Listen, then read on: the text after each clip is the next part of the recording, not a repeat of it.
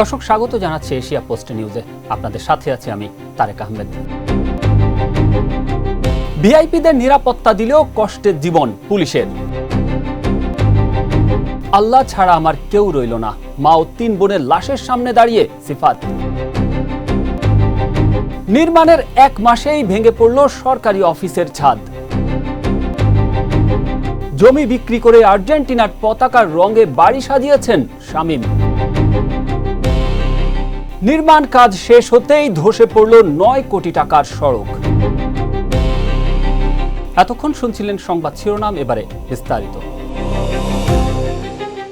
ভিআইপিদের ব্যক্তিগত নিরাপত্তা ও চলাচলের সময় সুরক্ষার জন্য ঢাকায় 1691 জন পুলিশ নিয়োজিত রয়েছেন।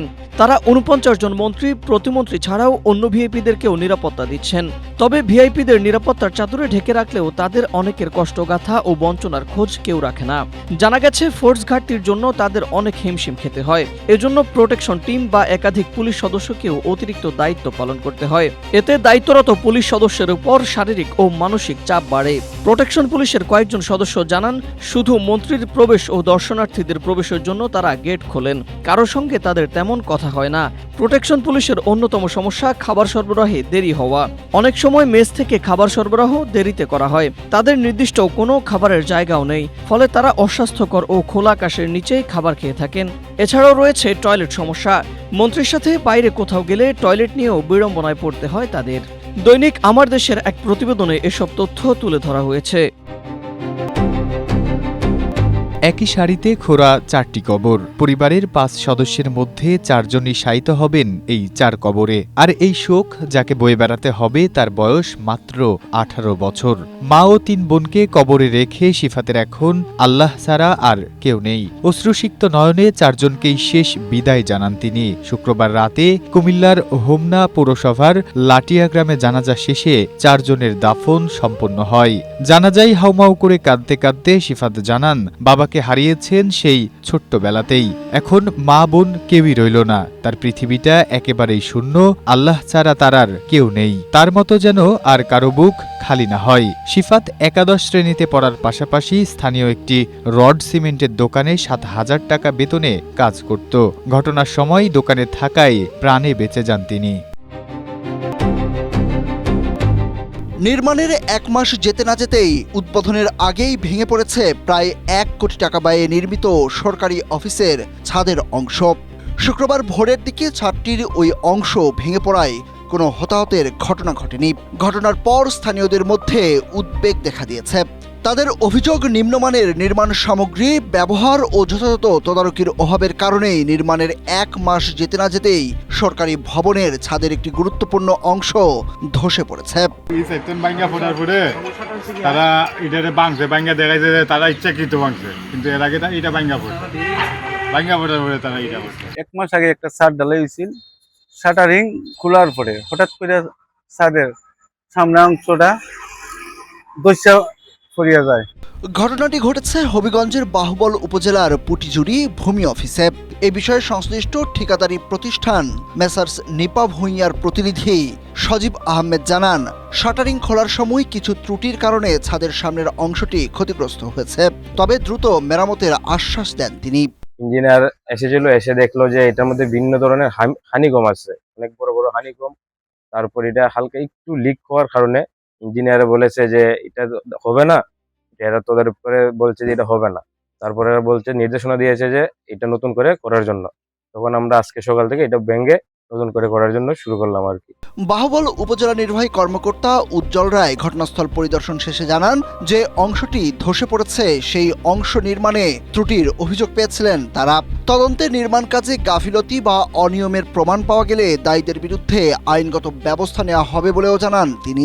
যেহেতু এটা কিছু ত্রুটি আমরা দেখতে পেয়েছি ইতিমধ্যে, এই ত্রুটিগুলো যাতে আইডেন্টিফাই করে আবার নতুন করে এটাকে সুন্দর করে রডটাকে আবার এনফোর্সমেন্টটা সুন্দর করে বাইন্ডিং করে আবার যাতে কনক্রিট ঢালাই দেওয়া হয়, এবং ঢালাই দেওয়ার সময় অবশ্যই আমাদের এলজিডি অফিসের যে কোনো একজন উপসরকারি প্রকৌশলী এখানে উপস্থিত থেকে এই কাজটা সম্পাদন করবে।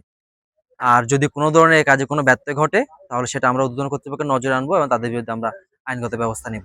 বাহুবল উপজেলা প্রকৌশলী দপ্তর সূত্রে জানা গেছে 2024-25 অর্থ বছরে 92,13,986 টাকা বরাদ্দে এই নির্মাণ কাজ শুরু হয়।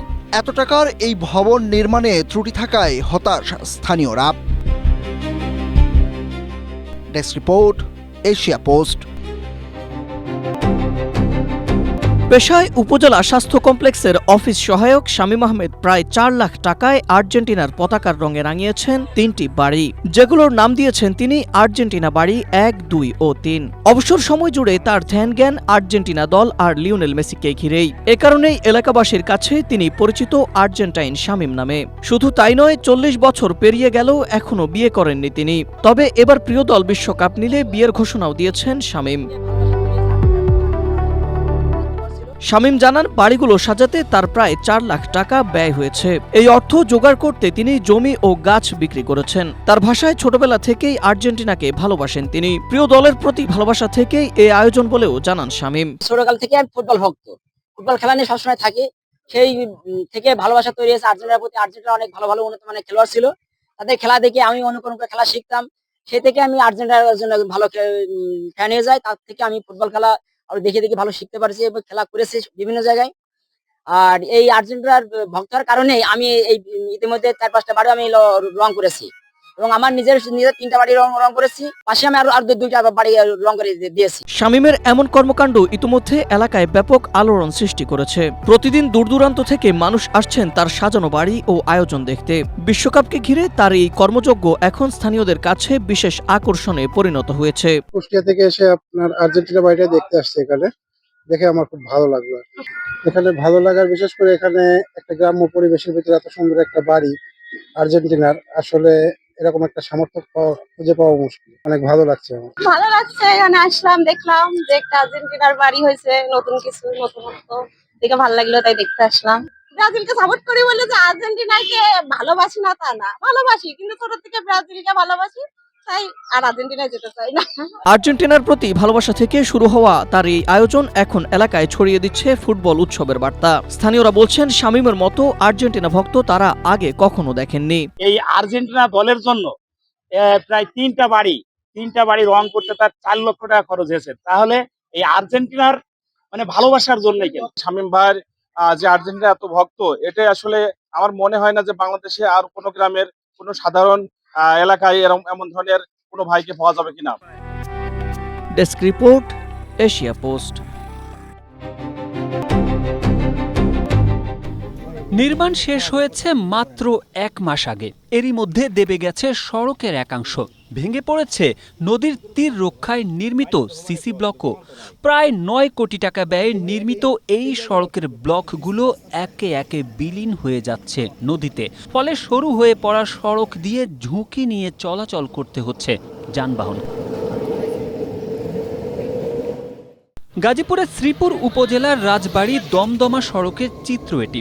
রাজবাড়ী থেকে প্রহ্লাদপুর ইউনিয়নের দমদমা পর্যন্ত প্রায় 5 কিলোমিটার সড়কের নির্মাণ কাজ শুরু হয় 2021 সালে। কাজ পায় মেসার্স সালাম ট্রেডার্স। 2024 সালে কাজ শেষ হওয়ার কথা থাকলেও শেষ হয় 2026 সালে। নির্মাণ কাজে অনিয়মের অভিযোগ স্থানীয়দের। তাদের দাবি, নিম্নমানের নির্মাণ সামগ্রী ব্যবহার করা হয়েছে। পাশাপাশি সড়ক নির্মাণের আগে নদীর তীরে বালু ও মাটি দিয়ে ভরাট করা হয়। এসব কারণেই উদ্বোধনের মাত্র 1 মাসের মধ্যেই সড়কের এই অবস্থা বলে তাদের মত। বালু বিছাই বালু দিব, সেইটারে তারা সরিষা বুনাইছে, এমনি সরিষা বুনাই দিয়া তারপরে এরকম রাস্তাটা খারাপ করে গেছে। এদিকে দেবে যাওয়া অংশে আপাতত মাটি ও বালুর বস্তা ফেলা হচ্ছে। কিছু সিসি ব্লক তোলা হয়েছে। স্থানীয়দের অভিযোগ, এভাবে স্থায়ী সমাধান হবে না। যেভাবে ভাঙছে, এটা যদি আরেকটা সমস্যা হয় তাহলে রাস্তাটা এক সাইড চলে যাবে, তো এক পর্যায়ে রাস্তাটা আমাদেরকে দেখা গেছে এটা বিচ্ছিন্ন হয়ে যাবে। খবর পেয়ে ঘটনাস্থল পরিদর্শন করেছেন এলজিইডির প্রকৌশলীরা। তাদের দাবি, ঠিকাদারি প্রতিষ্ঠান বিল তুলে নিলেও জামানতের প্রায় 1 কোটি টাকা এখনো সংরক্ষিত রয়েছে। সেই অর্থ থেকেই ক্ষতিগ্রস্ত অংশ মেরামত করা হবে। খালের পানি অনেক উপরে উঠে এসেছিল। এছাড়া আসলে নদীর পাড়ে এতটা পানি আসলে আমাদের যে ব্লকের যে ডিজাইন, এটা আসলে 4 ইঞ্চি ব্লক, তো এটা এরকম পানি আসলে এটা রাখা একটু কঠিন হয়ে যায়। আর আমি আপনাকে আগেও বলেছি যে এই জায়গাটা আসলে ক্যারেজের রাস্তাটা ছিল না, একদম নতুন মাটি ভরাট করে এই অংশটা তৈরি করা হয়েছিল। এলাকাবাসীর ভাষ্য, দ্রুত ব্যবস্থা না নিলে সড়কটির আরও অংশ ধসে পড়তে পারে। Desk report, Asia post.